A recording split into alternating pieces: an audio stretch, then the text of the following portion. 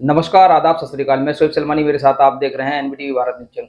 4 फरवरी को पूरा विश्व कैंसर दिवस मनाता है। उसी पर चर्चा के लिए हमारे साथ मौजूद है डॉक्टर बृजपाल सिंह त्यागी।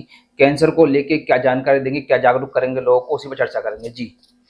वो देखिए, भारत आज की तारीख में 5वीं इकोनॉमी है और ये जो कैंसर है ये तीसरे नंबर में पूरे संसार पे आता है। तीसरे नंबर पे आने का मतलब ये है कि भारत के 140 जो करोड़ हमारे जन हैं उनको इस बारे में सोचना है कि हम कैंसर से कैसे बचें।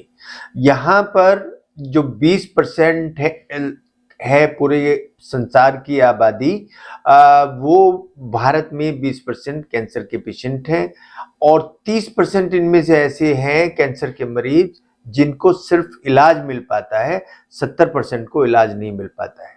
अब ये जो कैंसर है ये क्या होता है? जो कैंसर है वो हमारे शरीर में ही सेल्स होती हैं और वो जब 1 से 2, 2 से 4 ऐसे बनती हैं तो वो यूजुअल होता है, लेकिन कैंसर में वो अनकंट्रोल्ड वे में बढ़ जाती हैं और एक ट्यूमर का रूप धारण कर लेती हैं। जो सबसे हमारे यहाँ 5 बड़े कैंसर हैं। जो सबसे पहला है वो ब्रेस्ट कैंसर है, दूसरा मुंह का कैंसर है, जो तीसरा है वो बच्चेदानी का कैंसर है, चौथा फेफड़े का कैंसर है और फिर जो 5वें नंबर पर आता है वो पेट और आंत का कैंसर आता है। इसके जो लक्षण होते हैं उनको समझने की जरूरत है कि अगर हमें कोई वजन अचानक कम होने लगता है और उसके साथ साथ भूख कम लगने लगती है, अगर हमारे कहीं दांत में दर्द है या दांत टूट के निकल जाता है, कोई छाला मुंह में बना हुआ है जो भर नहीं रहा है, या हमारे पेशाब से खून आने लगता है, लेट्रिन से खून आने लगता है और उसका कोई कारण पता नहीं लगता है, कोई एक ऐसी गांठ बनती है शरीर में जो 1 सेंटीमीटर से अधिक हो और स्किन से चिपकी हुई हो, उसको हम हिला ना पाएं, तो ये कुछ इस तरह के लक्षण हैं जो इसके होते हैं कैंसर के। कोई भी ऐसा लक्षण अगर पाया जाता है उसकी जांच की जाती है, अपने फिजिशियन या अपने सर्जन से मिलकर उसकी जांच कराएं और उसमें जो जांच होता है, एक तो सुई की जांच होती है, एक पीस लिया जाता है। जो ये धारणा हमारे मन में होती है कि सुई से जांच करने में या पीस लेने में वो और ज़्यादा फैल जाएगा, उस धारणा को मैं आपके चैनल के माध्यम से सब लोगों को बताना चाहूँगा कि ऐसा कुछ नहीं है। कोई भी अगर आपको ऐसा डाउट लगता है तो इमीडिएटली अपने डॉक्टर के पास जाके उसकी जांच कराओ और अगर पहली, दूसरी, तीसरी स्टेज पे कैंसर पकड़ा जाता है तो उसका इलाज संभव है। 5 साल की लाइफ आराम से मरीज जी सकते हैं, लेकिन अगर चौथी स्टेज पे पकड़ा जाता है तो उसमें फिर सिम्प्टोमेटिक इलाज चलता है। अगर दर्द है तो दर्द का इलाज चलेगा या जो भी परेशानी होगी उसका इलाज उसमें दिया जाएगा। डॉक्टर साहब, आप देख रहे होंगे लंबे समय से जो कैंसर से पीड़ित लोग हैं, उन लोग अवेयरनेस के लिए, जागरूक के लिए संगठन, डॉक्टर, अन्य संगठन भी जो है इसकी जो लगातार जो जागरूकता करता रहता है और लगातार तख्तियों के माध्यम से स्लोगन लिख लिख के जो है जागरूक करता रहता है। उसके बावजूद भी उसका प्रतिशत रेशो बढ़ने को तैयार नहीं है। जो खुद आके मरीज डॉक्टर से ये बताए कि मुझे कैंसर है।